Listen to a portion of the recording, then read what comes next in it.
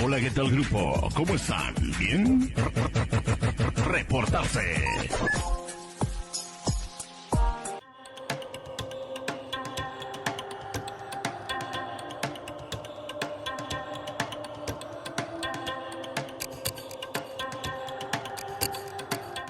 Nosotros somos el equipo número 6, el grupo 4, y vamos a hablar sobre la cultura de la paz.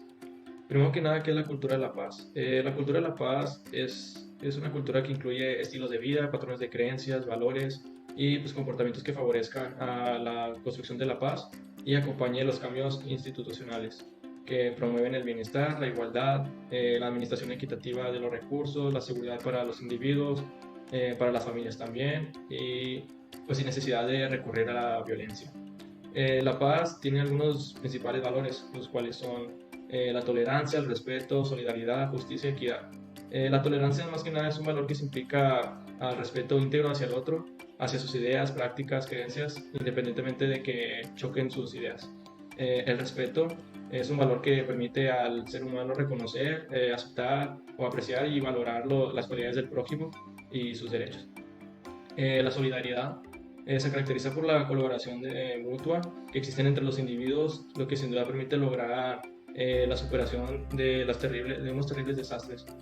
Este mismo es sinónimo de apoyo, respaldo, ayuda, protección. Otro más sería la justicia, es un principio universal que rige la aplicación del derecho para conseguir que se actúe con la verdad y dando a cada uno lo que se merece. Y por último, la equidad. La equidad es la acción de cada individuo que por diferente que sea, hay que darle lo que merece o lo que se haya ganado.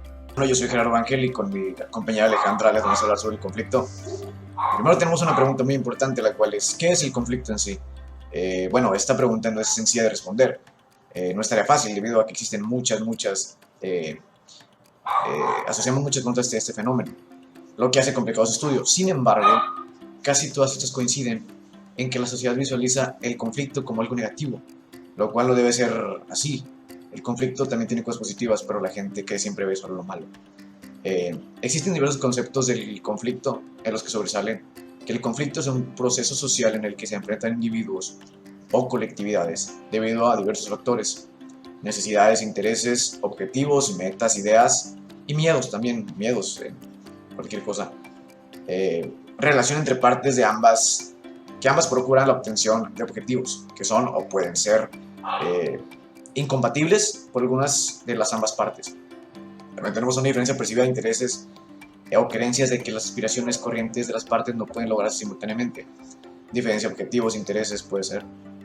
Dos partes que tienen posiciones contrarias acerca del mismo asunto o tema. Cada una de estas posiciones es sostenida por quienes conforman las partes. Concluimos así que el conflicto entre las partes radica en su propia percepción de la realidad. Cada quien piensa que lo que piensa es la verdad y lo bueno, lo correcto, como todos obviamente. Sin embargo, es necesario que ésta interactúe en otras realidades, ver otros puntos de vista, analizar los campos de estudio, los campos de debilidades, entre otros. El punto aquí es encontrar la verdad, entendiendo el porqué de las posiciones, claro, pero prevaleciendo fundamentalmente el interés de las partes como estrategia de solución. Gracias. La transformación de los conflictos, según Fisas, dice, aprovecha el conflicto para construir la paz a través de compromisos a largo plazo que involucran a toda la sociedad. En este sentido, el conflicto es un proceso interrelacional, construido socialmente que puede ser moldeado y superado a través de diversos caminos. El conflicto se convierte en una posibilidad de generar oportunidades positivas, convirtiendo las situaciones conflictivas en experiencias pedagógicas, de concientización, de empoderamiento, de estímulo y de desarrollo de la creatividad. La trascendencia y la transformación de los conflictos giran en torno a tres conceptos: la resolución, para solucionar el conflicto inicial; la reconstrucción, para reparar los daños ocasionados; y la reconciliación, para resolver el metaconflicto. Estos tres conceptos permiten la posibilidad de generar habilidades y capacidades ya presentes en los actores y que a veces son olvidados en el fragor del conflicto. La posibilidad de construir o reconstruir las relaciones después de un conflicto ocurre cuando el conflicto se desarticula de su estado actual y se rearticula en una nueva realidad, permitiendo la convivencia pacífica. Hola, yo soy Claudia Karina. Actualmente hemos presenciado múltiples actos de violencia en nuestra sociedad, por medio de la televisión, el escuchar experiencias o en el peor de los casos, experiencias que hemos vivido en carne propia. Todo acto de violencia comienza desde temprana edad, desde insultos, peleas en la escuela o simplemente no respetando las ideas de las personas a tu alrededor. No debemos dejar la responsabilidad solo a los adultos o instituciones. Nosotros podemos ser un impulso. Y surge la siguiente pregunta. ¿Qué podemos hacer como estudiantes para construir sociedades pacíficas? Para poder hacer frente a estos desafíos y construir sociedades más pacíficas e inclusivas, es necesario que se establezcan reglamentaciones más eficientes y transparentes. Una vez que tengamos esto claro, en conjunto con nuestra institución, podemos incluso llegar a pedir apoyo al gobierno.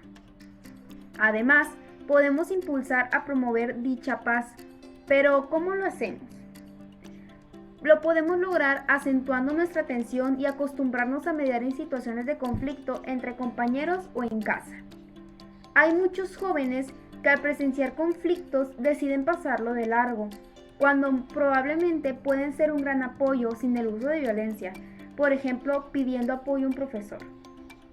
También es de ayuda colaborar como voluntario para el asesoramiento y defensa jurídica de personas con bajos recursos. Muchas personas de bajos recursos no son conscientes de sus derechos. En apoyo con amigos o compañeros pueden visitar zonas de bajos recursos y brindarles asesoramiento.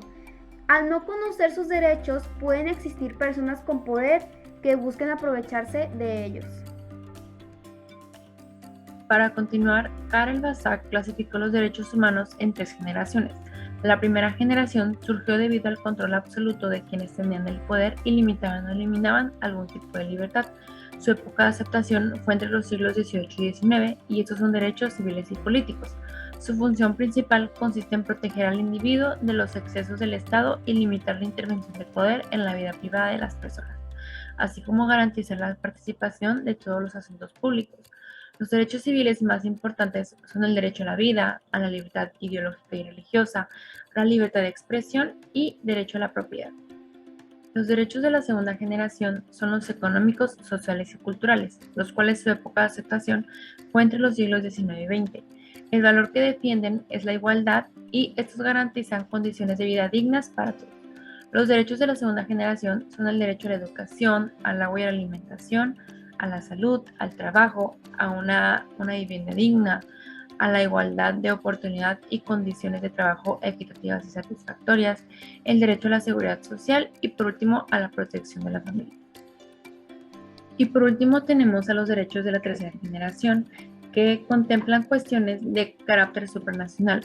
Su época de aceptación es entre los siglos XX y XXI y el objetivo de esta tercera generación es promover la solidaridad y cooperación entre las naciones para paliar las carencias como la pobreza extrema, la hambruna y entre otros. Entre los derechos que destacan aquí es el derecho a la autodeterminación, a la paz, a un medio ambiente limpio, a la independencia económica y política, a la identidad nacional y cultural, a la coexistencia pacífica, a la cooperación internacional y regional, a la justicia internacional y por último al uso de los avances de las ciencias y la tecnología. Para finalizar, los MASC son una serie de métodos para que las personas en conflicto puedan resolverlos con la ayuda de un tercero que debe emplear técnicas y herramientas en cada una de las etapas de los procesos. A continuación, los principales métodos alternos de solución de conflicto son 1. La negociación, que probablemente es el método más utilizado para resolver conflictos, que consiste en lograr que 2 o más partes lleguen a un acuerdo por medio del diálogo e intercambio de opiniones. 2. La mediación, que es un proceso de resolución de conflictos en el que las partes principales, con la asistencia de un tercero imparcial, que es el mediador, consiguen por sí mismas, a través de la discusión, adoptar acuerdos mutuamente. 3. La conciliación es una herramienta para solucionar conflictos que se basa en la comunicación y el intercambio de ideas para solucionar una diferencia por medio de un acuerdo. Y 4. El arbitraje es un procedimiento elegido por las partes para someter su conflicto a un experto en la materia llamado árbitro, quien de acuerdo a su experiencia dictará una resolución al caso concreto que le fue planteado a través de una decisión final denominada laudo arbitral.